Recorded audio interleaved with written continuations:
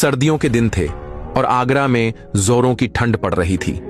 ऐसे में एक दिन बादशाह अकबर ने अपने दरबार में ऐलान करवा दिया कि जो कोई भी पूरी रात शाही तालाब में बिना कपड़ों के खड़ा रहेगा उसे इनाम में 1000 सोने की अशर्फियां दी जाएंगी।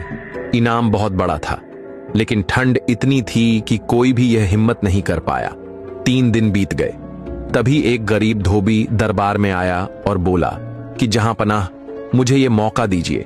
मेरे पास खोने के लिए कुछ नहीं है।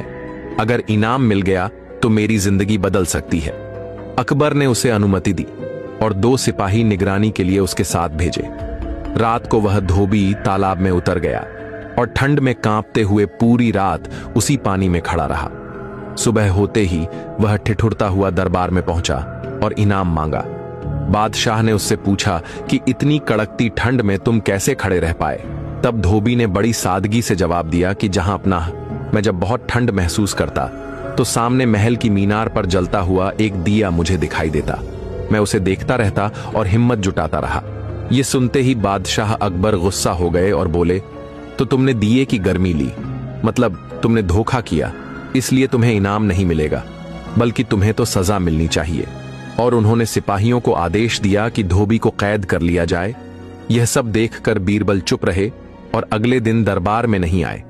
जब अकबर ने सिपाही भेजकर बीरबल को बुलवाया तो उन्होंने कहलवाया कि मैं खिचड़ी पका रहा हूं, पक जाएगी तो दरबार आ जाऊंगा। दोपहर बीत गई लेकिन बीरबल नहीं आए। तब अकबर खुद उनके घर पहुंचे। उन्होंने देखा कि बीरबल ने एक लंबा बांस गाड़ा है। उसकी ऊंचाई पर एक मटकी टांगी है और नीचे बहुत दूर आग जल रही है। अकबर ने हैरानी से पूछा कि इस तरह खिचड़ी थोड़ी पकेगी। जब आग मटकी से इतनी दूर है तो बीरबल मुस्कुराए और बोले, जहां अपना, जब दूर के दिए की गर्मी से कोई पूरी रात निकाल सकता है तो यह खिचड़ी भी पक ही जाएगी। यह सुनते ही अकबर को अपनी गलती का एहसास हुआ और उन्होंने तुरंत धोबी को छोड़कर उसे सोने की अशर्फियां देकर सम्मानित किया।